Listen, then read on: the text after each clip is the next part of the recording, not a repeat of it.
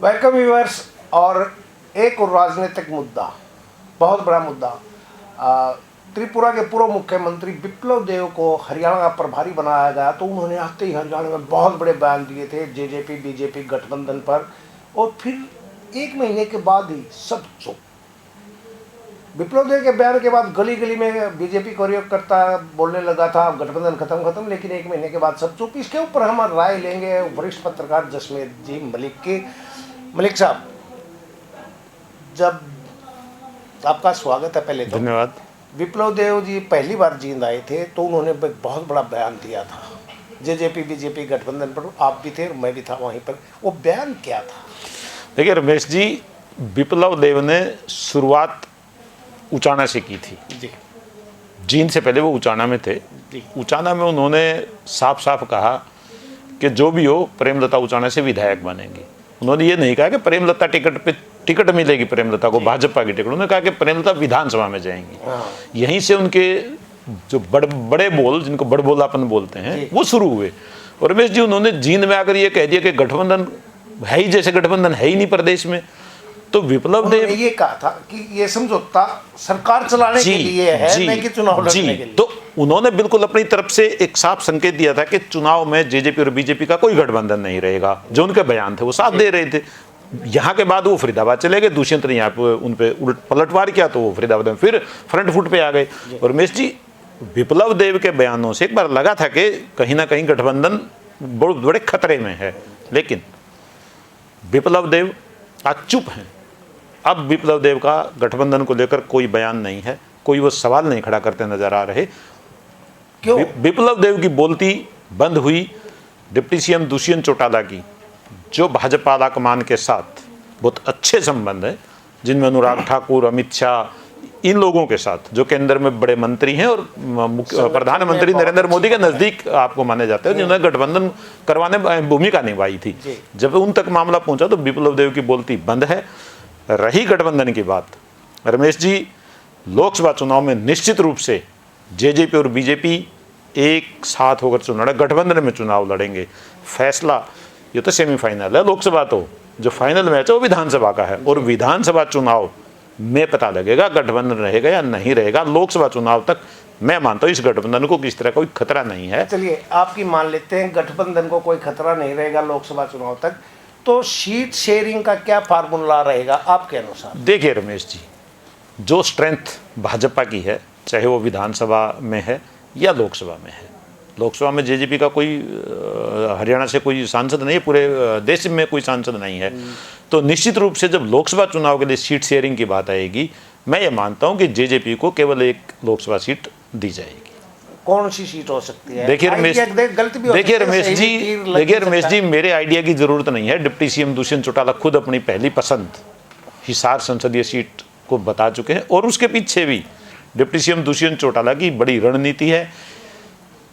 जिन विप्लव देव ने deputy CM Dushyant Chautala, जो उचाना से विधायक हैं, वहां से प्रेमलता को विधायक बनाने की बात कहकर सीधे डिप्टी सीएम को चुनौती दी थी, तो डिप्टी सीएम भले उम्र में छोटे हैं, लेकिन वो राजनीति में अपना बड़ा मुकाम हासिल हुआ। उन्होंने साफ कहा कि हिसार संसदीय क्षेत्र तो हमारा जो ना पुश्तैनी यानी कि हमारी खानदानी सीट है। खानदानी सीट इन द सेंस है कि उनके पिता चुनाव लड़ चुके हैं, इन द सेंस उनके दादा चुनाव लड़ चुके हैं। खानदानी सीट है एक तरह से। देखिए रमेश जी, और वो भी बीजेपी में शायद इसी टर्म पर गए होंगे, लोकसभा मेरे को लड़ाओगे। देखिए रमेश जी, जहां तक हिसार संसदीय सीट का सवाल है, कुलदीप बिश्नोई को राजस्थान में एडजस्ट किया जा सकता है। उनके बेटे को भाजपा विधायक बना चुकी है, और निश्चित रूप से आदमपुर से जब विधानसभा चुनाव होंगे तो भव्य बिश्नोई चुनाव लड़ेंगे। तो कुलदीप बिश्नोई का दावा हिसार सीट पर इतना मजबूत नहीं है जितना अगर गठबंधन चूंकि लोकसभा चुनाव में बरकरार रहेगा। सांसद वहां से ब्रजेंद्र सिंह हैं।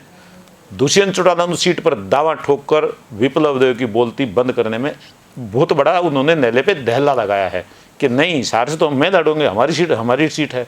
तो ये रमेश जी जो कहा है दुष्यंत ने, तो उसके बाद विप्लव देव का कोई बयान नहीं आया इस पर। अगर विप्लव देव उसी तरह फ्रंट फुट पर बैटिंग कर रहे होते तो निश्चित रूप से वो कहते कि हिसार किस चीज़ की खानदानी सीट, वो बोलते, लेकिन वो नहीं बोल रहे हैं। मेरा एक आइडिया हो सकता है, यानी मेरे माइंड में आ रहा है, और कहते हैं ना मुंह में आई बात रोकनी चाहिए।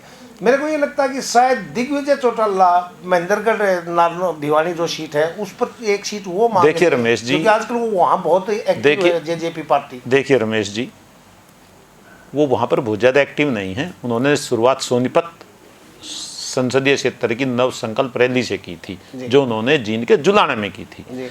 दूसरी रैली उन्होंने की है चरखी दादरी में, जो कि भिवानी महेंद्रगढ़ में आता है। वो हर लोकसभा क्षेत्र में जाकर इस तरह की रैली कर रहे हैं।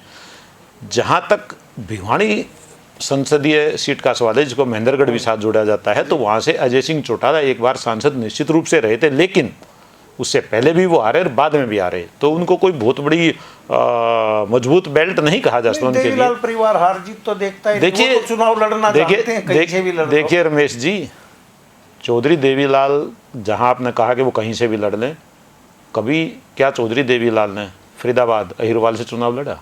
क्या चौधरी देवीलाल ने कभी अम्बाला से चुनाव लड़े? वो कहते हैं कि हमारा परिवार तो कहीं से भी चुनाव रमेश जी, रमेश जी देखिए, देवीलाल परिवार ने जितने भी चुनाव लड़े वो हमेशा जाट लैंड में लड़े जी। गैर जाट क्षेत्र में वो कभी नहीं जीत पाए।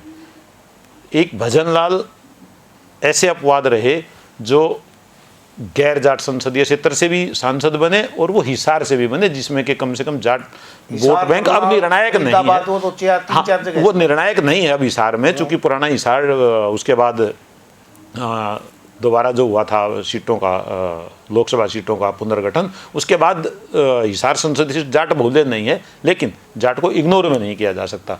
तो इसलिए दुष्यंत चौटाला ने जो दावा ठोका है हिसार पर, वो बिल्कुल सोच समझकर ठोका है, क्योंकि दुष्यंत चौटाला खुद 2014 में हिसार संसदीय क्षेत्र से कुलदीप बिश्नोई को पराजित कर सांसद रह चुके हैं। तो इसलिए वो मानते हैं कि हमारी सीट है। उनके दादा ओम प्रकाश चौटाला भी हिसार से चुनाव लड़ चुके। 1984 में वीरेंद्र सिंह के मुकाबले भले वो चुनाव हार गए थे, लेकिन उनको उचाणा, राजौंद, कई हल्कों में उनको बढ़त भी मिली थी वीरेंद्र सिंह पर। तो वो इसलिए अपने उनमें ये मानते हैं कि हमारे ये मजबूत राजनीतिक बेल्ट है, और वो इसी पर दावा कर रहे हैं।